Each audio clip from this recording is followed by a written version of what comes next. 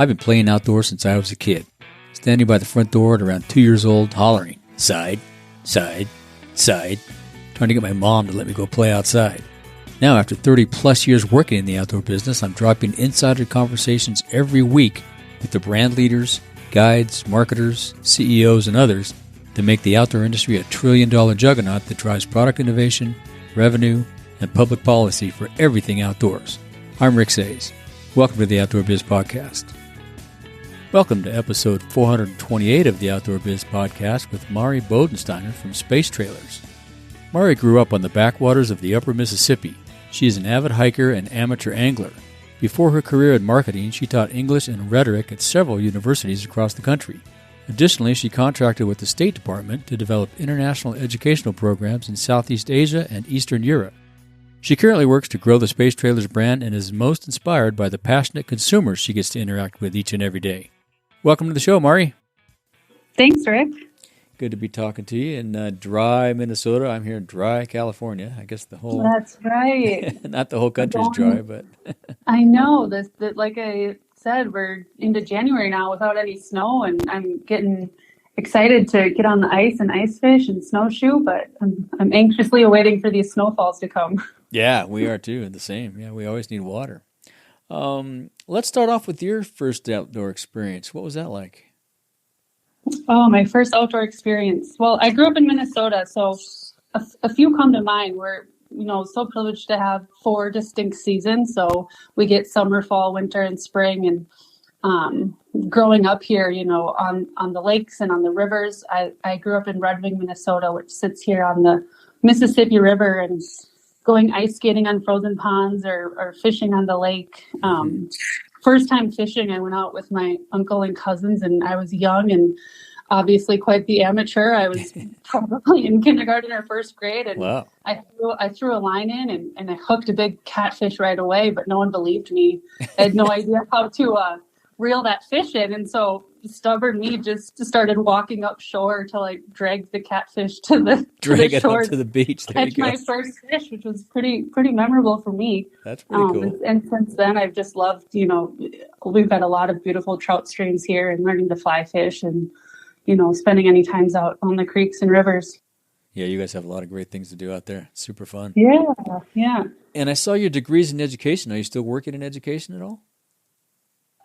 Not directly. I feel like once in education, you'll kind of always be in education. I taught for just over a decade, and it was the right time to kind of move into the role I'm in now with Space Trailers and moving kind of back home to Red Wing, Minnesota.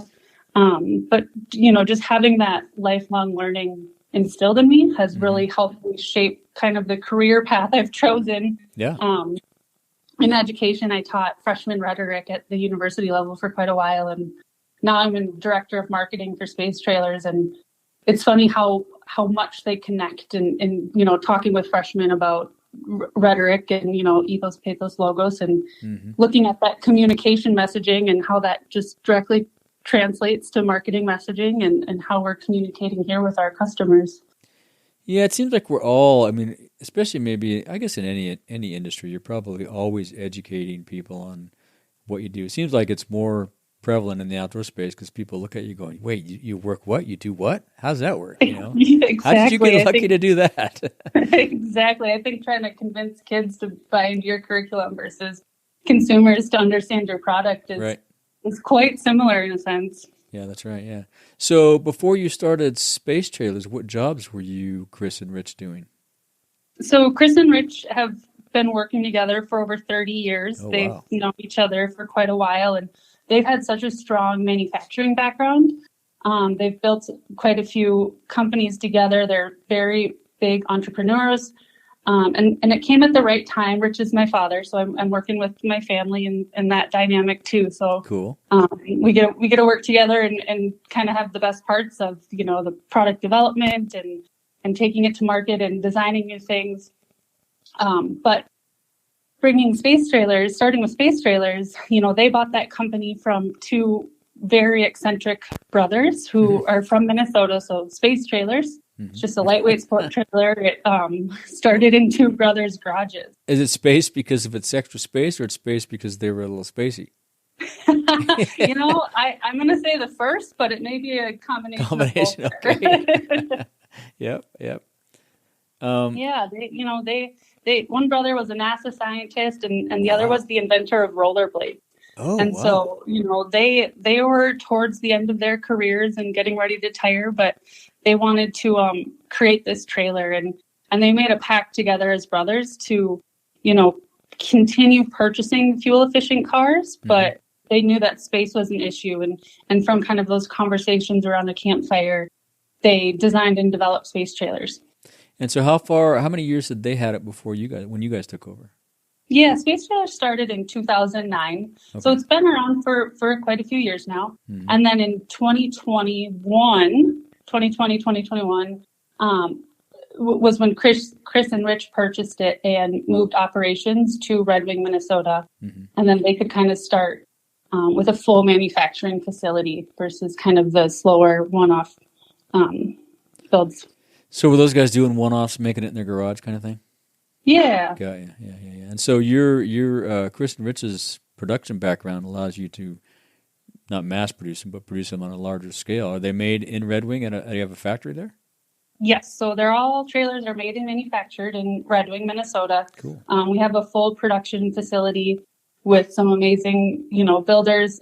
I think everyone in the company has built a trailer at a time or two. Mm-hmm. Yeah. Which just because we're a small business, but also just we know exactly what goes in and where and how it's used and why it's used. And that really helps with, not just sales and selling, but any new product development or messaging that we have. So So you guys have had, my question, made your first sale makes no sense at this point, but you guys have had it for a while. Do you remember what those early days were like when they turned it over?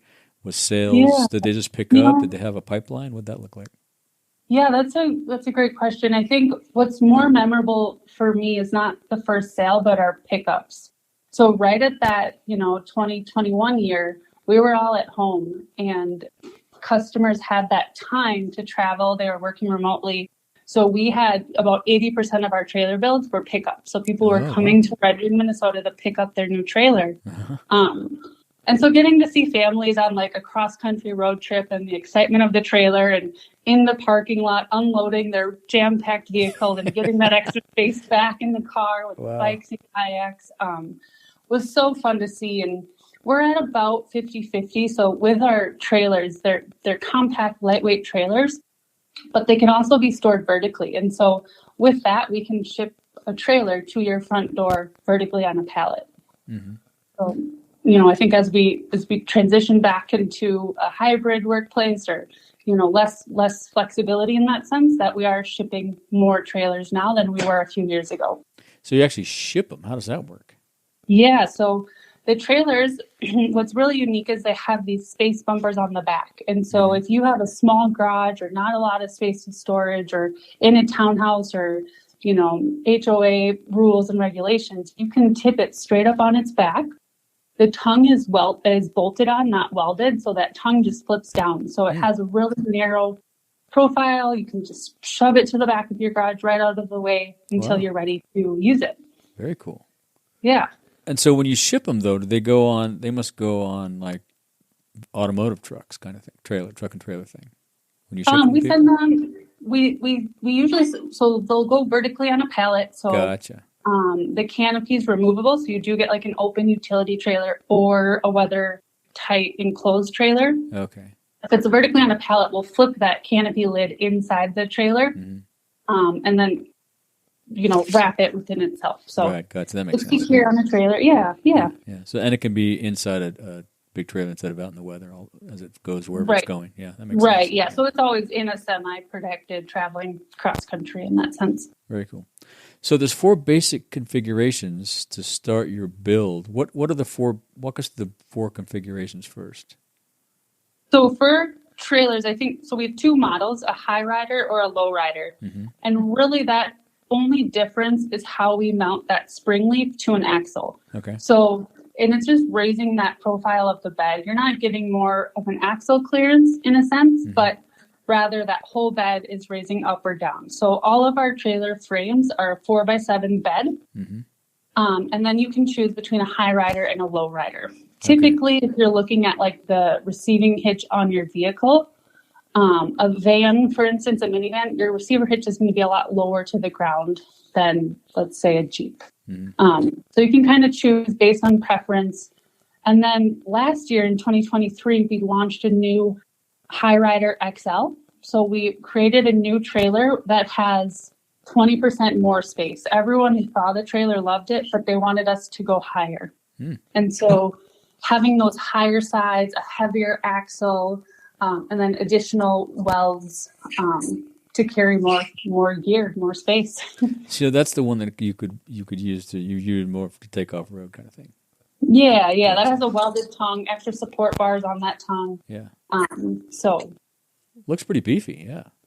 Yeah. It's a fun trailer. It can kind of go off road. The trailers, you can haul an ATV inside of the trailer, and then you can also pull the trailer with an ATV. Wow, that's pretty cool. Yeah. Huh. And so is sky the limit on customizations? It looks like there's a lot of things you can do to each one. Totally. Yeah. There's so many customizations. We want to make the trailer uniquely yours. So, you can choose color. We have 5 tire and wheel options, adding stabilizer jacks if you're going to throw that rooftop tent on the trailer, just to have some more security. If you're really loading up the top of the trailer, we recommend the heavy duty gas cylinders. We have 3 different tongue lengths, which everyone says, why do you have that? But if you have an 18-foot sea kayak, there's lots of rules and regulations that say you can't hang your canoe 4 feet or more off the back of your vehicle or trailer. So with an extra long tongue, you can kind of push that canoe forward to be able to mount that legally on the road. So 3 different tongue lengths, just kind of endless options. We get a lot of really fun requests from consumers. I'll bet. And so there's some that we haven't quite been able to pull off. Yeah, that's my next question. Is there something that someone came up with that you just couldn't pull off? What was that? There's a few things that are in progress. One is, some of their requests, like, is it bear proof? And, I asked them if they wanted to test that for us. Yeah, right. So, it is secure. We do have a padlock to, when you are camping, you can lock all your gear up. A lot of requests for like a motorcycle trailer, which is it's a little too wide. So we've thought about, playing with axle length and customizing that. So we haven't said no. We just kind of say not yet. But we keep it as simple as we can, and make those options online to click and buy your trailer online. Right. It makes it uniquely yours, but then also getting it home and having customers send in a month or 2 later kind of the customizations that they've done, which is so fun to see because it's so versatile. So everyone's using that trailer for a different purpose, whether it's larger families or DIY projects or, extra storage for traveling for work or, whatever it is. And so seeing those kind of modifications come in, whether it's something as simple as like swapping the coupler with an articulating hitch or new home DIY racks or kind of whatever that is, or built-in storage drawers. And have you seen somebody build like a little custom kitchen deal, outdoor kitchen thing? Yeah, those are we've cool. got That's what I would some do. really cool custom kitchens and like countertops on the side and really cool ideas kind of with that. We actually partnered with a university in Wisconsin, the University of Wisconsin Scout, where it was an industrial designs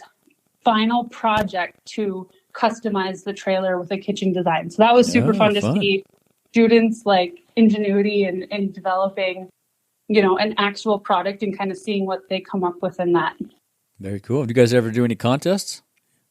Like who came up with the coolest thing or the next, whoever comes up with the coolest feature, we'll put it in the line next year or something. Yeah, I love that idea. We haven't done that yet, but I feel like what's unique about our brand here is that we have so many customers following up years, months later. And so even we had someone last summer say, hey, I was the 3rd space trailer ever built and sent in a picture. Oh, cool. And the quality of it, that hasn't changed. It's only gotten better. And so it's like to know how used and abused some of these trailers are and how, we're in Minnesota and we leave our trailers out year round, and we have a galvanized steel frame, so it's not going to rust. Like, the quality's there, and it's fun to see 10-plus-year-old trailers that look so new still.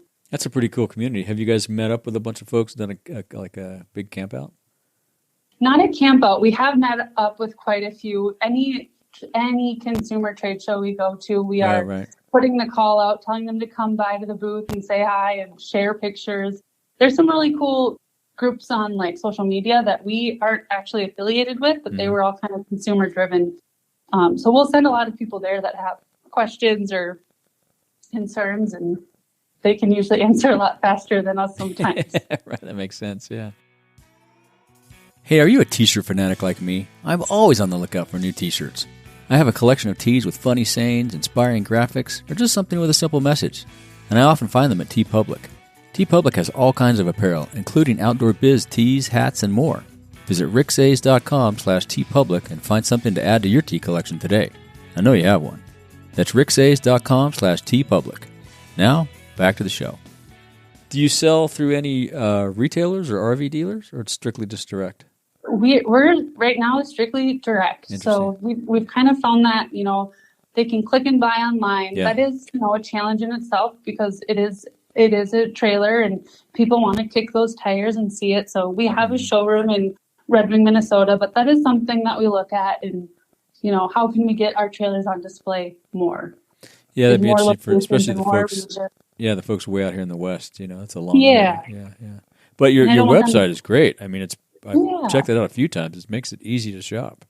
Yeah, that's what we want. We want that to be like as seamless and simple of a process for the consumer. And, we do a lot of video demos. So you can call and email, request a video demo, and I'll hop on the video with you and walk you through a trailer and show you everything that you have and answer any questions. So that's kind of been a really nice feature we've added. That's pretty cool, yeah.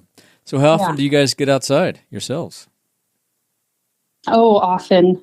I love, being where we're located, right on the Mississippi River, right where the bluffs start. We have so many great opportunities. I'm an avid hiker and swimmer and angler. So, cool. As often as I can, like I said, we haven't gotten any snow, and it hasn't been such a cold winter yet. But over the New Year, I was in northern Wisconsin and did a polar plunge, just because typically I'm ice fishing, but the water was still wide open. So oh my God. We jumped right in and jumped right back out again. It was cold, but I do a lot of open water swimming, and then just a lot of hiking. Wow, cool. What's you fish for everything? Yeah, I do a lot more trout, and then in northern Minnesota we'll do more like muskie or whatever we're looking for there. Yeah, that makes sense. Yeah. Do you have any suggestions or advice for folks that might have a product idea that they want to get into production? How to do that? Yeah, I think there are so many great ideas out there. Yeah. And to build something is easy, but then to reproduce it again and again and again. Yeah, that's the thing. Get it to match, right? Make the same thing over and over again. Yeah. Yeah. So we've got a really strong build process in making sure every trailer is exactly the same, and being able to put those processes in place. That's, the ideas and the building are the fun part, but making sure that like process and documentation and kind of quality control in a sense are there. Where do you guys get that? Where do you think that process comes from? Do you guys all pretty organized, and has anybody worked in manufacturing before? Yeah. So Chris and Rich had a strong background in manufacturing. You said that, yeah. Starting with Heat and Glow, like gas fireplaces, and kind of building that company for 25 years. And then they were in like the automated fast food industry. Oh, wow. That probably helped a lot. As they got older, and this is my father, so I can say that he's older now. As they're getting closer to retirement, they want to do, they want to follow their passions here. And so getting into products like Space Trailer, and, they both have their trailers that they use every weekend, whether they're, hauling trees and leaves out of the backyard or running to Home Depot and doing projects or fishing or camping or biking. So you get that versatility of the trailer, but it's fun to see them kind of rejuvenated and getting to work on a project or a brand that they are so passionate in. Yeah, passion project. That's great. Yeah. Yeah. And that fast food experience, I bet, is great because they really have some tight processes to get all those very, burgers very, and fries out the door. high. Yeah, those French fries to get those. Yeah, I bet they learned a lot there. Out the door. That was one of the greatest things in bringing space trailers here is understanding the process to build it, but then putting those processes into place for, quality control and consistency. And selling too. I mean, that's why your website's so good. That process. Yeah. Well, we want to make that as simple and streamless for the customer. And so making sure they understand exactly what they're getting and when they get it and how they'll get that if it's coming a big, large trailer or coming vertically on a pallet, what they'll do with that. So yeah, right. Oh my God, how do we tip it over? What do we do? That must be a fun day for customers. Yeah, and it's the amount of I really love this brand and it's easy for me to talk about, but I think it's so unique on the number of customers that send us follow-up pictures. I haven't seen that in many other places, and just the pride and ownership too of being able to assemble that, and with that canopy being removable, they're able to take it on and off, and then putting it on when they first get it, and that feeling of accomplishment they get, and then getting to travel and show us the first location they take it to. It's always so much fun just to kind of see that reward that they get. Yeah, that's great. Well, you're building a great community. That's awesome. And it's a multi-use tool, right? It's not only your camping and outdoor thing, but you take that canopy off and it's your utility trailer, like you say, to haul brush to the dump, whatever. Yeah, exactly. I think, understanding that too, we want our community to get outside and we want to make it as accessible as possible. And so having this trailer is kind of the avenue for that. Yeah, very cool. What's your favorite piece of outdoor gear under $100? Oh boy. That Scandinavian phrase that there's no such thing as bad weather, just bad clothing. Uh-huh. I always invest in good clothing, especially being in Minnesota. If you have if your head is warm and your feet are warm, you can do just about anything. This past summer in July, my sister and I traveled to Tanzania and we summited Kilimanjaro. Oh, cool. And so Congrats. I put a lot of gear to the test. Yeah. But I think just, under $100, base layers, I really love -33. My Smart Wool socks, and then compression socks, the CEP. I think it's CEP compression socks. I wear those daily, and those just, whether you're hiking or biking or running, those compression socks just can keep you going all day. That's a good one. I haven't heard of that one. Yeah. I think, and it's, outdoor gear, there's so many amazing gadgets and gears, but I try and keep it simple. I do a lot of open water swimming too in the Great Lakes, so that gets a little chilly. But yeah, how do you stay warm when you do that? That's got to be freezing. It's so cold, but I've trained myself to do it. I did, and you're in California, I did a couple of years ago the Alcatraz swim. Yeah, that's a cold swim. I've never done it, but everybody says it's the coldest water they've ever been in.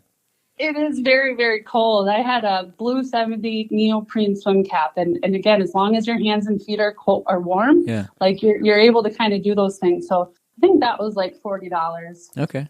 But a good neoprene swim cap to kind of keep going in that cold water. That's a good one. Keep thinking straight. Yeah, right. Exactly. Don't get lost out there. Yeah. Are you a big reader? What's some of your favorite books? A couple of your favorite books? Yeah, I am. I'm an avid reader. I feel like I jump between genres a lot, and I do that just because I read a lot. I like to jump between historical nonfiction or a memoir or fiction. Makes sense, yeah. Mix it up. One book that comes to mind that's kind of really helped me in a marketing role, sales role. It's a book called Never Split the Difference: Negotiating as If Your Life Depended on It by Chris Voss, and it was a really great book. He was a former FBI high-stakes hostage negotiator. Wow. And he talks about how in these really high-stakes situations, just understanding the conversation. And so, it was one extreme example, but how that kind of kind of apply to your whole life. Yeah, very cool. I think I've heard of that book. I haven't read it yet. Yeah, it's a great book, and he's got great stories to share and kind of make applicable to you. I don't think, and correct me if I'm wrong, I've never been in a high stake hostage situation. Either have I don't I. think you're either, but to be able to kind of connect to that and understand his kind of theory behind that's really good. Yeah. I guess maybe teaching sixth grade camp, I was sort of negotiating with high stake hostages, sixth graders, but it's about as close as I get. Yeah, that's definitely true. That's awesome, and I bet that book is entertaining. Not only it is, and it really is because of stories. The stories that he kind of tells throughout it. I do read a lot of like Malcolm Gladwell, so anything he has to say, the outliers, like changing the idea that success is just based on talent alone, and a lot of what we do at Space Starters is just try to build that community, whether it's just among coworkers or networking with other brands and brand partnerships and the consumers itself. So kind of talking about that what is that idea of success and how we achieve that? Is that not just focusing on the sale, but the community that we're building within it. Yeah, that's the thing what you guys have done too. That community is awesome. Yeah. As we finish up here, is there anything else you'd like to say to our listeners or ask of our listeners? Yeah, reach out and connect. I think going back to that same message and remembering like we're on our computers or phones every day, but there is a person behind that. So whether you're reaching out on social media or the website or email, like that, it's usually me. So connect with me. I'd love to hear. I love sharing ideas and connecting, whether, it's another marketer or if it's a consumer or, developer, whatever it is. I just love to kind of connect and grow in ways we can and share ideas with others. And so, perfect. I think connecting and reaching out. Yeah, we'll put links to all that stuff in the show notes, so everybody can find you in all those places. Well, it's been great talking to you. I look forward to meeting you in person one day. I don't think we've ever crossed paths at any shows. I don't think we've seen your stuff in person yet. No, this fall I did attend the Outdoor Media Summit, so I think I was able to briefly, but those things get so busy with the seminars and everything. So yeah, are you going to do that again this year? I think so. Yeah, cool. Out in Montana this year. Yeah, so Missoula, that's a really nice smaller network. A nice way to connect with industry and talk about. Yeah, that's a good one. I was talking to you yesterday, actually. What a great person there of building that community too. So yeah, great event. Yeah. Well, thanks for coming on the show. I look forward to talking to you again someday, and we'll put links to this in the show notes so everybody can find you, and we'll meet soon. Thank you so much, Rick. Take care. Thank you. Thank you for joining us on another episode of the Outdoor Biz Podcast. Be sure to visit our website, theoutdoorbizpodcast.com, where you'll find show notes with links to everything we talked about and more. Subscribe wherever you get your podcasts so you don't miss a single episode. And while you're at it, if you found value in this show, we'd appreciate a rating on iTunes, or spread the word and tell a friend. That would really help us out too. Be sure to tune in every week, and thanks again for listening to the Outdoor Biz Podcast with Rick Sayes.